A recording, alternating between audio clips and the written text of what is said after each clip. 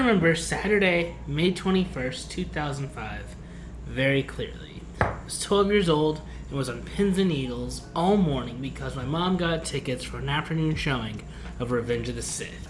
I remember walking up to the Harkins at Arizona Mills in full Star Wars gear. I had my Qui-Gon lightsaber with me because then, like now, I always keep that thing on me. It's the Kylo Ren hilt because I have daddy issues, in purple because, obviously. Anyway, I took my seat, the lights went down, and this combination of excitement, anxiety, and sadness all hit me. I was watching a new Star Wars for the first time in theaters for what I truly believed to be the last time. As the movie went on, I was enthralled and heartbroken by the tragedy of Anakin Skywalker. It hurt so good, and I didn't want it to end because once it was done, that was it. When the credits hit and the lights went up, the audience applauded, and I floated out of that theater, y'all. I got to be there for the end of Star Wars, and I was satisfied. Even as a 12-year-old, or possibly because I was 12, the weight of that ending, the pure finality, was not lost on me. And y'all, I really miss that feeling. In the last decade, as filmmaking has become an increasingly corporate endeavor, endings are out, endless franchising is end, and even as it's feeling more and more like studios are desperately trying to make fetch happen, the era of endlessness doesn't seem to be coming to an end. Which is truly a shame because this has perpetually minimized the stakes of so many individual stories and is largely why I believe audiences have been checked out on going to the movies. If you happen to be new here, I do movie content, either reevaluating critically underappreciated films, or in the case of a video like this, examining how changes in the business of filmmaking has affected the quality of the art being produced. If you dig the vid, continue dropping a like and subscribe. Thank you. Appreciate you. Now let's get on with the show. So before we go into our era of endlessness, let's talk about how we got here. Revenge of the Sith really marked the beginning of the end for this particular brand of epic filmmaking. It's kind of crazy to think that there was a period of time where the Lord of the Rings, Matrix, Harry Potter, Spider-Man, Pirates, Nolan's Bat movies, and Star Wars were all more or less sharing space in theaters. Maybe not releasing at the same time in the same years, but the sagas were overlapping. I sincerely feel about my childhood movie-going experience the way Gen X does about the 80s. Trilogies used to mean something, and to be fair, the third entry in darn near every franchise, be it the Matrix Revolution, Spider-Man 3, or even The Dark Knight Rises, tends to be divisive. But that divisiveness really comes down to the innate understanding that this is it. This is what we've been building to. By 2007, though, most of the aforementioned series had wrapped up, with Harry Potter barreling towards the finish, and only the Dark Knight trilogy still really going in full gear because it started at the tail end of. In 2008, the domino would fall that changed everything. Iron Man and the introduction of the MCU. While Iron Man and Incredible Hulk would be dwarfed at the box office by Dark Knight Mania, the interconnected universe they established would slowly but surely become the definitive franchise of the 2010s. I'd be remiss if I didn't also shout out Twilight. Much like Avengers after the first Harry Potter film, there was a rush to adapt young adult novels, and there were countless failures from Eragon, City of Ember, and The Seeker, but against all odds, Twilight took off and provided a solid framework for how to approach these adaptations. The difference between the YA boom and the superhero boom is that by virtue of the source material, most of the stories had definitive endings, and for most YA franchises not named Divergent, they got to that ending, usually in a two-part finale. Shout out to Maze Runner for not playing that game. But while the YA boom more or less petered out by 2015, we're 16 years deep in the Marvel method, and the cracks are starting to show. It's a method that has thoroughly changed blockbuster filmmaking, starting in 2012 with the release of The Avengers. This is the culmination of the first 4 movies in the Marvel Cinematic Universe. Instead of ending a saga, it expanded the MCU, introduced a new, overarching villain with this post-credits scene. I knew Avengers was going to change shit the weekend it opened. fact. I was 2 years deep in my movie theater gig, and I had worked many big movies before. Harry Potter Deathly Hallows 1 and 2, Twilight Saga Eclipse, The Hangover Part 2, which, given that the theater I worked at was down the street from ASU, the business it did was on par with those films with a far more annoying audience. I had never worked a weekend as busy as the opening weekend of the first Avengers. Every showing was a sellout, concessions were struggling to keep up. We were staffed to the brink, and we were still struggling to keep up with demand. It was clear this was something different. The Avengers effect could be felt within a year.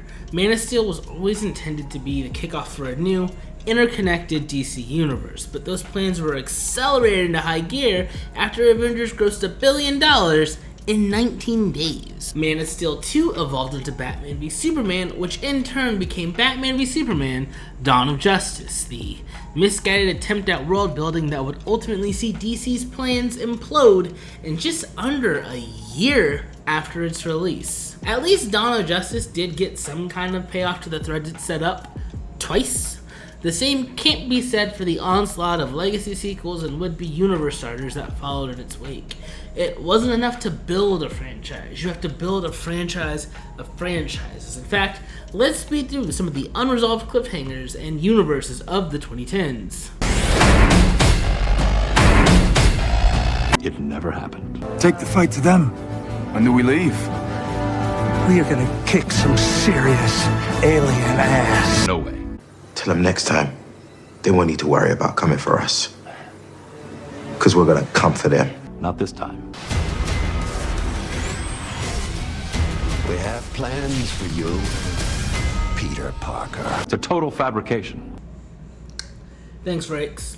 Damn near every studio was guilty of this trend, but Sony has been one of the worst culprits. The Amazing Spider-Man 2 went from being a sequel to The Amazing Spider-Man to a failed launching pad for a Spider-Verse that never came to fruition.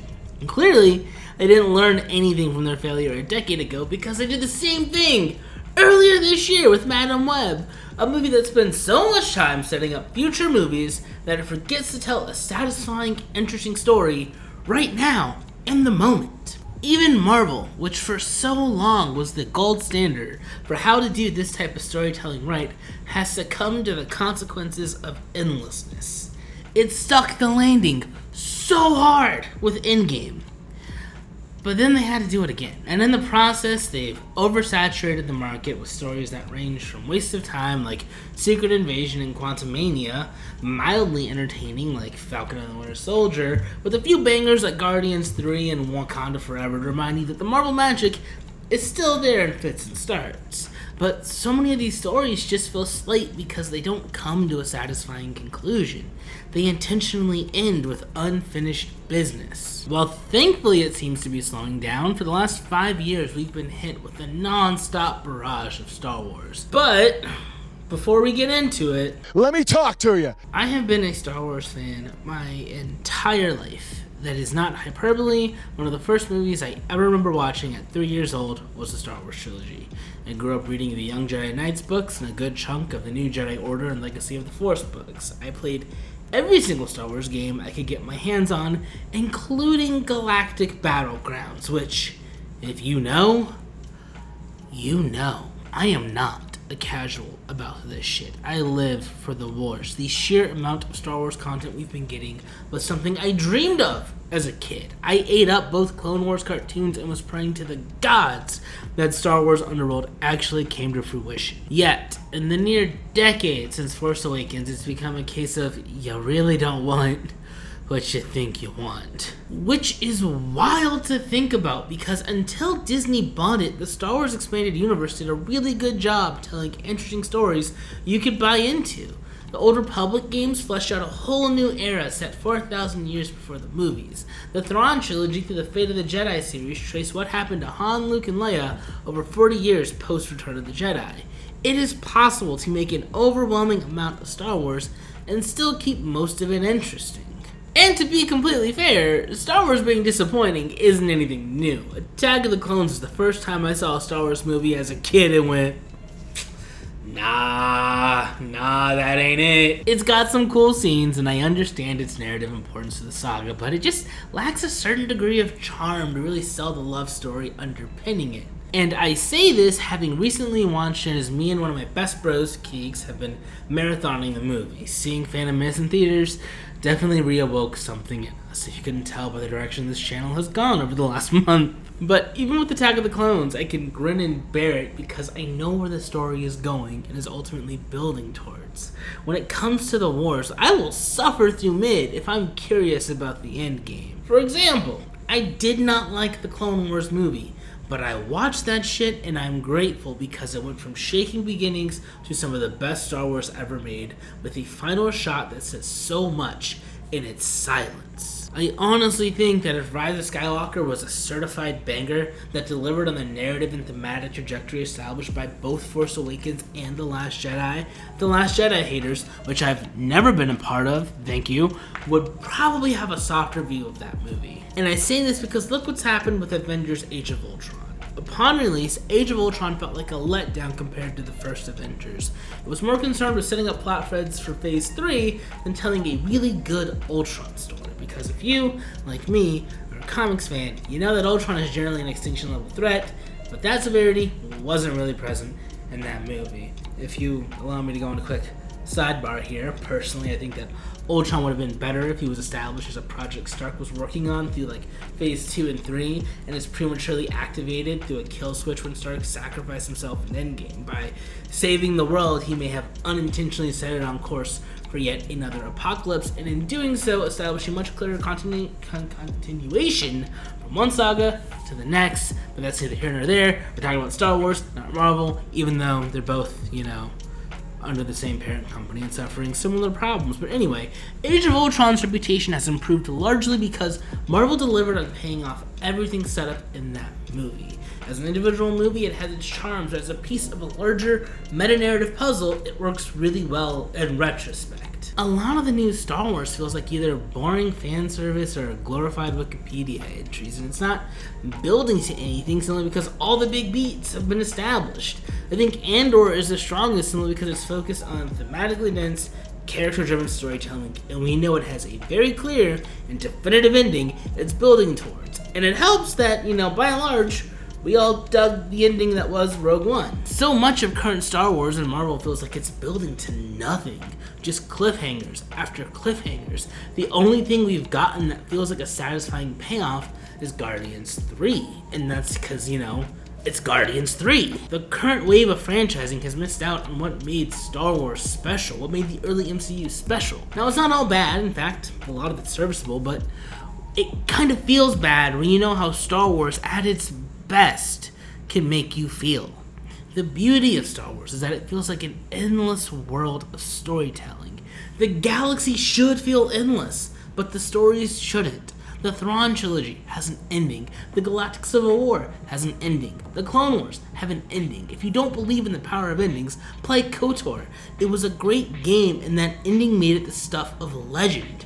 As a counterpoint, Obi-Wan, this show, can only be so interesting because we've already seen the biggest plot points of that man's life. It had some strong emotional beats with the Vader stuff, but not nearly enough to sustain a 6-hour story.